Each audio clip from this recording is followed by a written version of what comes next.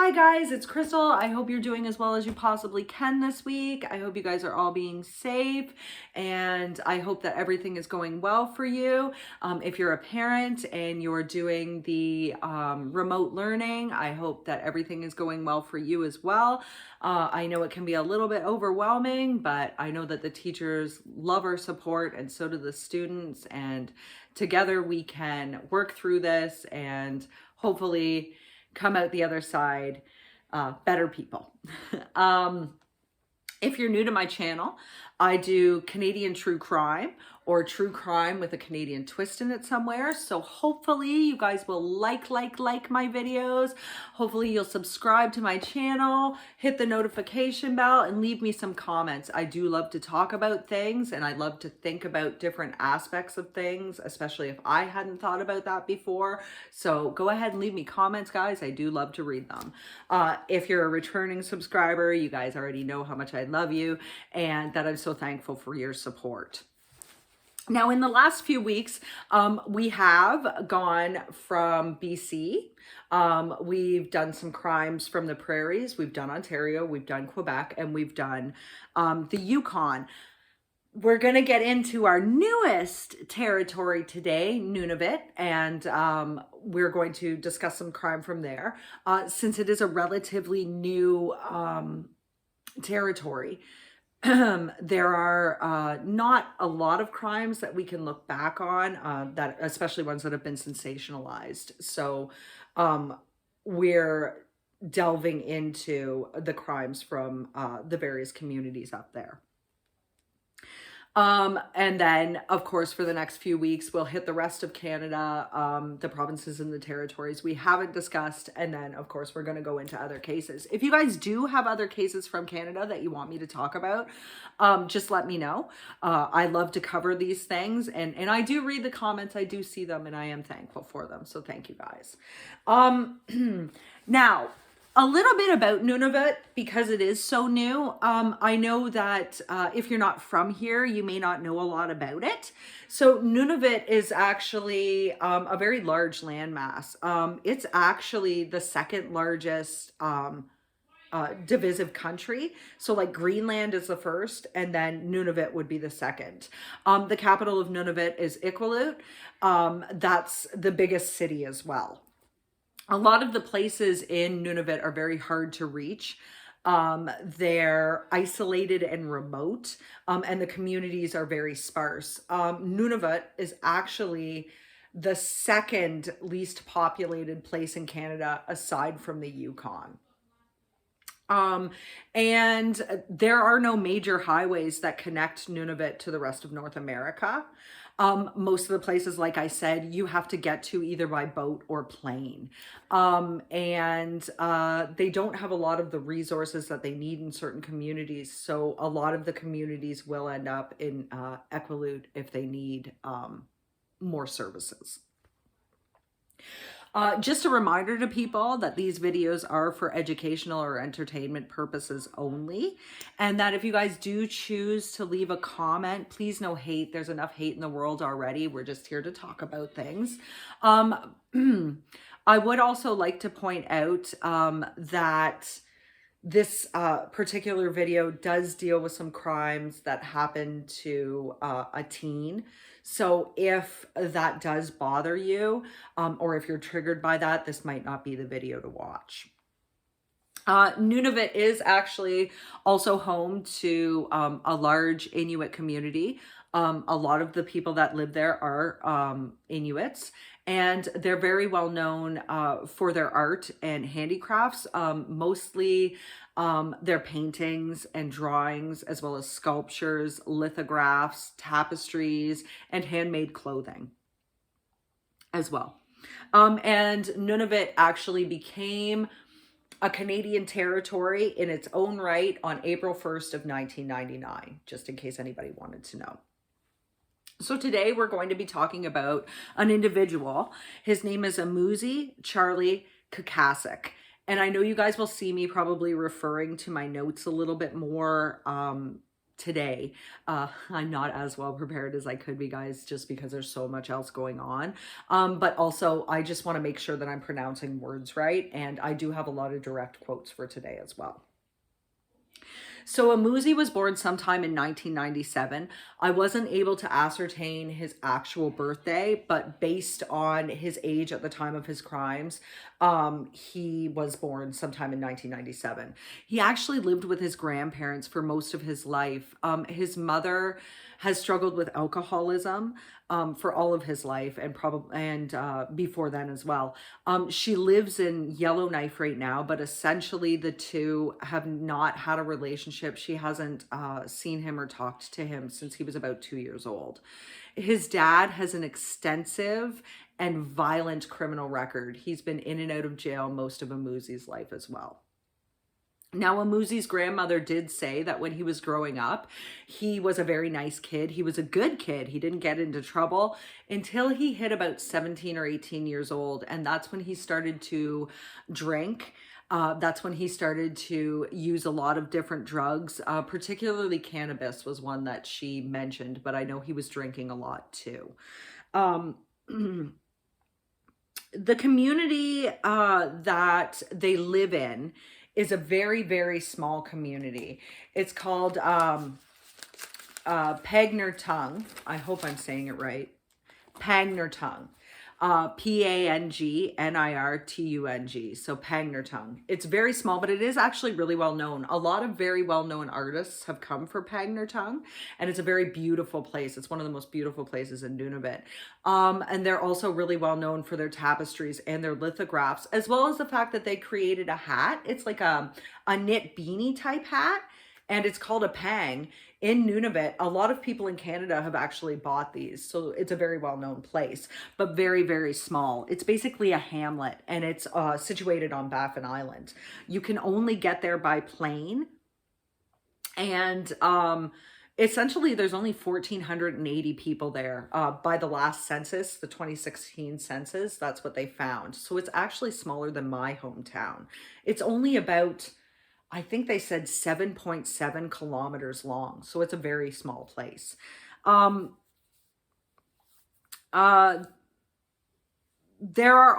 are no banks in Pangnertung. So you actually have to pay for everything with cash. And I think there was only like one fast food like outlet, and there's only 3 retail/grocery places, like 3 places to retail from. And the co-op, which is the grocery store, is the place we're going to be talking about today. And there is only about 1 gas station there. They only have 2 schools. One of them is from kindergarten to grade 5. The other one is from grade 6 to 12. And there is no university or college there.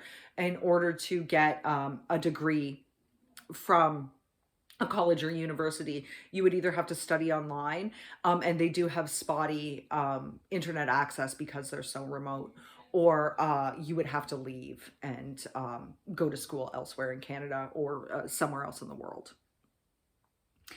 Now, even though it's a very beautiful place, Pangnertung was actually just in the news a couple years ago because they are a hotbed for teen suicide and attempted suicide.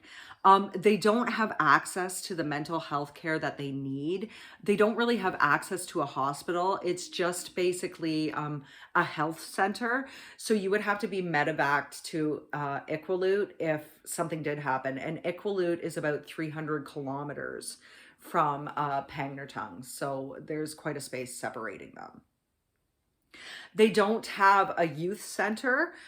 They did have one, but it's actually closed down in 2015. So there is no youth center. There's no safe space for any of the youths to go. There's nothing for them to do. There's not a lot of places for them to find work. There is a fishery and a packaging place for the turbot they catch and manufacture there, but there aren't a lot of opportunities there.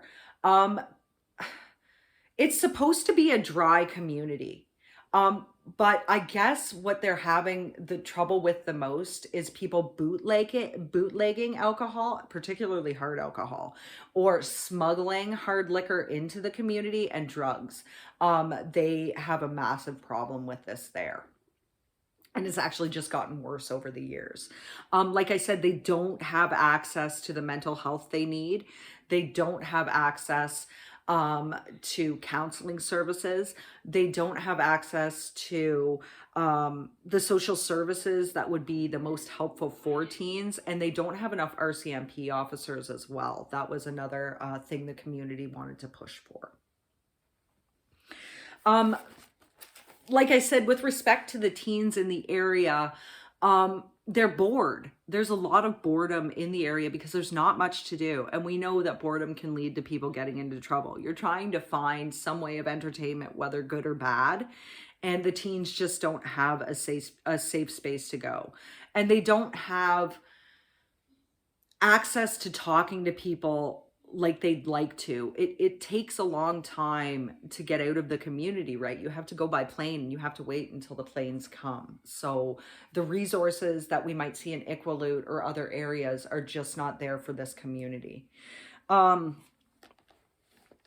have had an increase in the number of assaults and violent crimes and suicides due to one of the main factors being the drugs and alcohol that have been able to find their way into the community. There's also a large problem with their schooling. A lot of the students have a lot of work that they have to do at home, so they're not always able to attend. They don't have access to the curriculum that we have, and there's a high turnover rate for teachers. Teachers seem to get burned out really fast there or transferred from place to place there. And like I said before, there is no access to to college or university. So a lot of the youth, unless you do it online or leave, so a lot of the youth just they don't feel good about where they are. They don't feel good about themselves. They don't have the goals,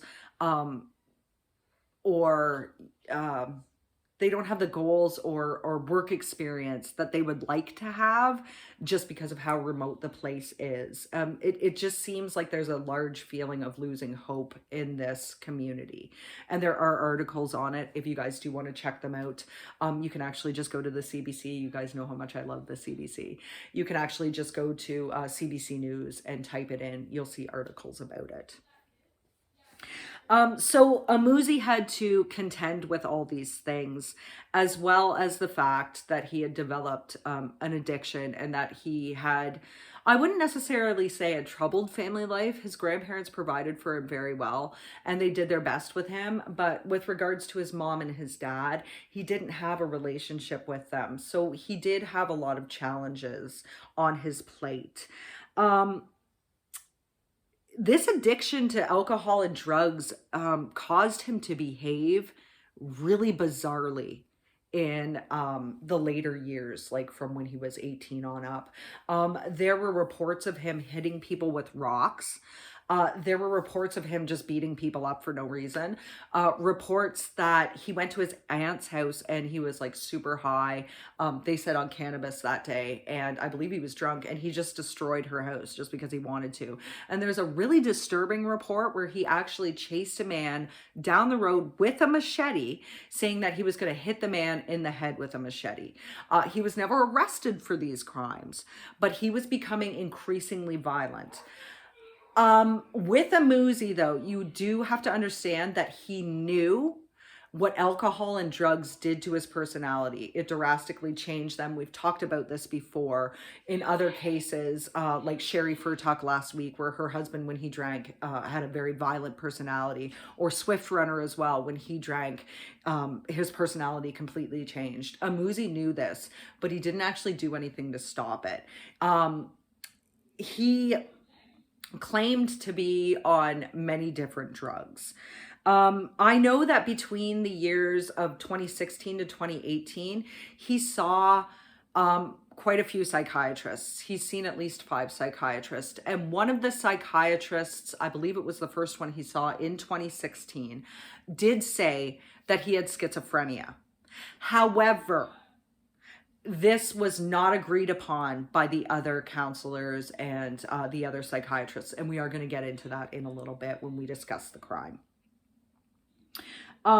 he was aware what the substances he was taking was doing to his mental health. But like I said, he didn't do anything to stop it. And part of it could have been the boredom aspect of it. So like I said, he was in and out of hospitals from mental health hospitals, sorry, from 2016 to 2018. However, on May 19th of 2018, Aamusie walked into the co-op building, which was the grocery store, and for no reason at all, attacked a 16-year-old youth. Now, the 16-year-old youth is known only as KL. Here in Canada, in our justice system, if you're a minor, they don't release your name. You're usually known by initials, and they don't release your family's name either.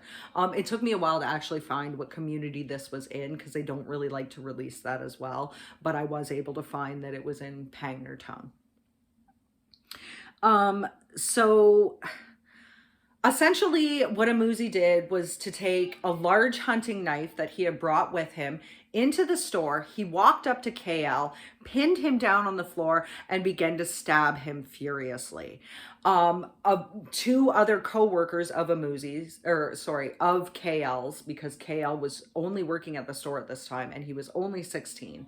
Two other co-workers were able to restrain Aamusie, and KL was able to run down an aisle before Aamusie actually broke free from these employees, ran back after KL, tackled him back to the ground, and started stabbing him in the back this time. So by the time they were able to get Aamusie off of him and away, KL suffered 15 stab wounds, guys. He suffered 15. This is attempted murder, so this is actually the first time we've ever talked about an attempted murder. Most of the time when I speak about victims, they've already passed on. KL is still alive, but he did suffer 15 stab wounds. 6 of them to the back, 1 of them to the shoulder, 3 of them to his chest, 1 to the abdomen, 1 to the flank. He had a 6-inch gash in his forearm. He had defensive wounds on his hands, and he had some slashes to his cheeks as well. So, of course, police arrested Aamusie, and he was taken into custody. Now, while Aamusie was in custody, he ended up at the Ontario Shores mental health facility, which is in Whitby, Ontario. And while he was there, I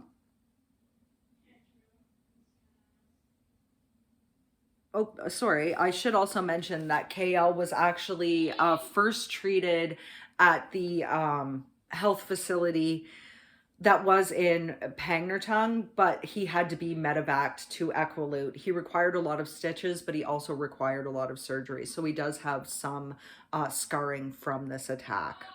Now, when people spoke to Aamusie about why he did this, he said, and I quote, I didn't feel good that day. And also, I quote, he said that he just felt like killing somebody that day. This was a completely random attack. The 2 boys did not know each other. KL recognized his face, right? It's a really small community, but they had never spoken to each other before. They had nothing to do with each other. I don't even know if their families knew each other. There was no beef whatsoever with it.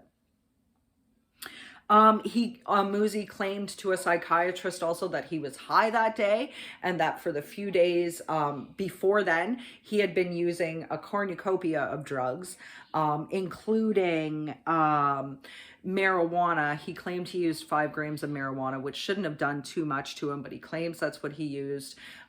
He used Wellbutrin, several other psychiatric drugs, alcohol, and an opiate. I'm not sure what the opiate was, but he claimed to have used an opiate. He also claimed that in the days leading to this, he had also used crack cocaine. His history of drug use was inconsistent, though, and the courts are not sure exactly what drugs he was using. He told them he was using Prozac, Wellbutrin, Klonopin, several other drugs that I'm not particularly sure of because I've never heard of them myself. Wellbutrin, an opiate, crack cocaine, marijuana, and booze. So he claimed he was using all of these things at once, and that this is what led to the attack. That and the fact that he apparently just woke up and felt like killing somebody that day. Sorry, guys, I'm sorry about having to refer to my notes so much. 5 different psychiatrists had reports on him. Like I said, the first psychiatrist, which was the first one he saw, diagnosed him with schizophrenia. However, one other, some of these psychiatrists saw him before the attack. Some of them saw him after the attack. So one doctor from Equilute said schizophrenia was unclear in Aamusie because he had very organized thoughts. He was able to organize his thoughts into a pattern. They weren't jumping all around. He didn't hear voices, anything like that. One said his behaviors could have been drug-induced psychosis, which we are going to get into in a little bit. And 2 others said that Aamusie was actually faking his symptoms. Dr. Karen DeFreitas, who is a forensic psychiatrist, she is the medical director of the forensic program at Ontario's Shore Centre for Mental Health Sciences, which is in Whitby, Ontario, saw him, and she spoke to him for 90 days. So she had a continuous amount of time with him. And this was during his custody that she saw him. Said that she is not ruling out schizophrenia as a possible mitigating factor in his behavior. But she believes the behaviors exhibited are a result of faked mental illness and extensive drug use. Staff, when they observed Aamusie at the Ontario shores, said that his behavior was inconsistent with schizophrenia. It seemed like he was faking the symptoms for whatever reason. I'm more likely to assume that he was faking this to possibly get out of having to serve a long sentence or to try to use insanity as a defense. But Aamusie did actually plead guilty. He pled guilty to attempted murder and possession of a weapon for a dangerous purpose, right? He was carrying the hunting knife. That's what he used to stab Kale. Aamusie knows that he's prone to violence under the influence, and that this actually increases his blameworthiness, his culpability in the case, because he knew what he was doing was wrong. But he did nothing to stop himself from taking all of these drugs.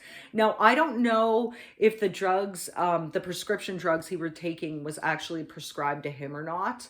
I mean, a lot of the drugs he was taking, now I don't know all of them, but I know that Prozac and Wellbutrin are specifically prescribed usually as antidepressants. So I don't know where exactly he was getting these drugs from either. Some of them could have been prescribed to him because of the schizophrenia.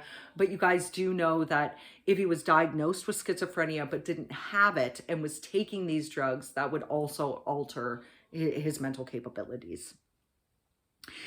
He said he knew it was wrong to stab a person, which does show he knows right from wrong. So he didn't have any problems with that there. He didn't know why he did it. Like I said, there was no reason for why he did what he did. It was a random attack. He even says that it was a completely random attack. He just walked in there that day looking for someone, and KL happened to have been the first person he saw. He does say that he, and I quote, "I feel sorry for the guy," and also, I quote, "I feel sorry for stabbing him." He did say that to the courts. He also says that he is, quote, "disgusted with himself," and he cannot believe he did what he did. Before sentencing, Aamusie did complete an anger management program, and he also did complete substance abuse programs as well. While he was in custody, he did do this for the courts. And like I said, he did plead guilty. So he is definitely taking the blame for this crime. Dr. DeFreitas feels that Aamusie has substance abuse psychosis with malingering. Okay, so malingering is basically when you fake symptoms of a mental illness for some type of reward or for some type of goal or end or means for yourself. So that's why I said I wondered if he was possibly faking the symptoms of mental illness, so he would be less blameworthy for his crimes, or so he could show a mitigating factor in his crimes. Remember, he'd had this bizarre behavior before. Maybe he realized the increase in violence in himself, although he was not doing anything to stop himself from being this violent. He knew what substances did. Of course, he knew what substances did before as well from his mother. He had no relationship with his mother because of her alcoholism. Was he possibly prone to this and violent behavior? It could be. There are genetic factors. But he very much knew, he was very much in his right mind. Aamusie does seem to be someone who's fairly smart, so he did know what he was doing. So I was wondering if maybe he was faking these signs of illness to have a reason for his behavior being the way it was. So Justice Christine Lyons sentenced him on October 28th of 2020, so just last year, to 7 years for the attempted murder of KL and for possession of the knife, possession of an article. Sorry, guys. Possession of an article for a dangerous person or a purpose. She did, in the sentencing, and the Crown actually agreed with this, they did say he should only be sentenced to 4 to 7 years, which does seem a little bit mind-blowing to me because this was attempted murder, but remember, this is Canada. We do have mitigating factors. Life for us here, unless you're declared a dangerous offender, is only 25 years without parole. So they did sentence him to the 4 to 7 years. He was sentenced to 7 years in total. Because she did take into account that this was actually his first arrest. Even though he'd had violent behaviors before, like I said, he was never arrested for them before. He did complete the programs, the anger management and the substance abuse programs. He was clean at the time of sentencing. He did plead guilty. He did take the blame for this crime. He didn't try to pin it on anybody else. He had tried to complete everything he was supposed to complete for the courts. She did take into account the 5 psychiatric reports as well. And she did say of this crime, and I quote, "This is one of the most disturbing cases of violence that has come before me as a judge in Nunavut." So she acknowledged that this crime was a very violent, very much out of nowhere, with no reason for it. This guy was just an innocent kid doing his job. Aamusie came up and stabbed him. The judge said that Aamusie did show he intended to kill somebody that day. It just happened to be that KL was the victim there. And that she could have, imposed a harsher sentence on him due to this fact, but that she was agreeing with the Crown in this case. She basically said that day Aamusie, and I quote, "didn't care about life," end quote, and that she, quote, "the court further hopes for your sake and for the sake of others that when you are released from custody, you will never hurt another person again," end quote. Because he had been in custody, here's the kicker, guys. Because he had been in custody, that was time served. So technically speaking, Aamusie only has to serve about 3 years and 3 months of his sentence because they are taking into account time already served. So basically speaking, he's only serving another 3 years and 3 months. And at the time of the attack, Aamusie was 21 years old. At the time of sentencing, he was 23. Aamusie will only be 24 this year. When he is released in 3 years, which sounds like it will be about 2023, 2024, we can only hope that he chooses to stay clean. You guys know in prisons, in jails, it is much easier to get controlled substances. It's much easier to get smuggled in substances. You can basically make your own alcohol. It's much easier to get this stuff in jail and in prison than we think. So hopefully Aamusie will be able to control himself, will be able to use the tools that he learned, and we won't hear about him committing further violent crimes, because I'm sure if he does it again, he will kill the next person. But my main hope is that he gets the help that he needs. If he is schizophrenic, hopefully they'll get him on the right drugs. It seems like most of the psychiatrists agree that this was drug-induced psychosis. This was behavior that came about because of extensive drug use. And it also appears that they do believe he was faking a lot of his symptoms. Now, as for KL, he has actually finished high school, and he's moved on to becoming a teacher. That's what he wants to be. He has physically recovered, although he has an extensive amount of scarring. He has a lot of scars, but mentally he has not. He deals with this trauma every day, and his parents also say he has PTSD. KL and his parents are afraid for when Aamusie is released back into the community. They're still afraid for their lives. And I mean, the community is also all that Aamusie knows.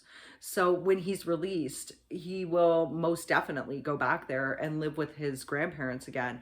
KL is afraid of running into him in the community. He's afraid of what could happen next. He's afraid this will happen again. He's afraid that this could be something further and that the next time he will die. So we could only hope that Aamusie definitely takes into understanding what he did, and hopefully he will never do it again. So that's it, guys. That is it for today. Once again, I do apologize, guys, for referring to my notes a little bit more. I did not have as much time to memorize it as I would like to, but I want to know what you guys think of this crime. It was an attempted murder, completely random, between two people that didn't know each other, one of whom was completely innocent in this case. This was a 21-year-old guy that attacked a 16-year-old kid, and for all intents and purposes would have killed him if he hadn't. I mean, he is a testament, KL is a testament, and even the judge said so, to the courage, the strength, and the resilience of survivors. But for the rest of his life, KL is going to have to deal with the outfall and the aftermath of what has happened to him, the psychological trauma of what has happened to him. So this not only affected him, it affected his parents, and it affected the community as a whole that already has to deal with so much because of the high rates of suicide, because of not having the resources they need. There is so much that this poor community has to deal with, and now they have to deal with this on top of it. Do you guys think Aamusie will be able to stay clean? Do you think that he will really take and embrace the programs that he went into and learn from them and never be a violent offender again? Do you think he'll be able to do this? Do you think Aamusie is suffering from a mental illness? Do you think he has schizophrenia? Or do you think he faked the symptoms? If he did fake the symptoms, why? Like I said, I tend to believe that there's a big possibility he affected these symptoms to try to stay out of trouble, or try to get a reduced sentence, or to try to be able to plead insanity at some point in time if he was arrested. He seems like he's a fairly smart guy to be able to fake these symptoms. So what do you guys think of that? Do you think he is suffering from mental illness? Do you think he's faking these mental illnesses or this mental illness? If so, why would he fake them? Do you think that Aamusie, I mean, judging from his family history, particularly his father being out of prison for violent crimes, do you think he was doing this as a way to impress somebody? Or do you think that Aamusie was always going to do this? Do you think that there was a likelihood that he was always going to attack somebody? It was just a matter of time and place. Do you think that Aamusie has gotten the help he'll need? Do you think that prison will serve him well? For some people in prison, they embrace it and they try to learn from it, their mistakes, and they try to do the best that they can. They try to get an education there. They try to never have to be in the situation that they are in again. But we also know that prisons and jails can be a hotbed for teaching criminals, particularly young criminals, for teaching them how to emulate this this mindset more, for teaching them how to become harder criminals. Do you think jail is going to make him a harder criminal? Do you think jail is going to be, a prison, I should say, is going to be something that Aamusie will be able to embrace and become a better person for? Sorry, guys. I'm just wondering what you guys think of this case. It's a really bizarre case. I've never heard of somebody who essentially had no criminal record. He didn't have a criminal record, even though he was involved in violence before. Just walking into a place and picking out some guy at random and stabbing him. This is one, I've never heard of a case like that in Canada. Of course, I have heard of them in other places. Do you think that because of this case, Pang Tung will actually get the resources that they so desperately need and will be able to help their community and help their community reach all of its goals and become a place that's an awesome place to live? I know it's beautiful. I know that people there are trying very hard. Do you think that this will help them to get the resources they need, having the spotlight on this case? I just want to know in general what you guys think. Leave me a comment. Let me know. Like before, I said, if you guys want to, I'd really love it if you hit the like button, if you subscribe to me. If you like what you see, I know I'm not as well prepared as I usually could be. It just happened to be a bad week. But let me know what you guys think. Leave me some comments. I'll read them. Like I said, hit the subscription, hit that old notification bell. Tell me what you think. And like I said before, if you guys know of a case you'd like me to talk about, feel free to leave me a message, particularly if it's in a place that we haven't talked about in the last little bit. There are still one of the territories and a few provinces that we have to get to. So if there's a case you guys want to hear, let me know. I might not be able to get to it, next week or the week after, but I'll try my hardest to get to it at some point in time. I'm very interested in hearing what you guys want to hear from me. And hopefully you guys will have all a good week. Hopefully you guys are doing well with the remote learning. Hopefully you guys are doing okay and being safe, and hopefully your own mental health is doing well. I will see you next week. Bye for now, guys.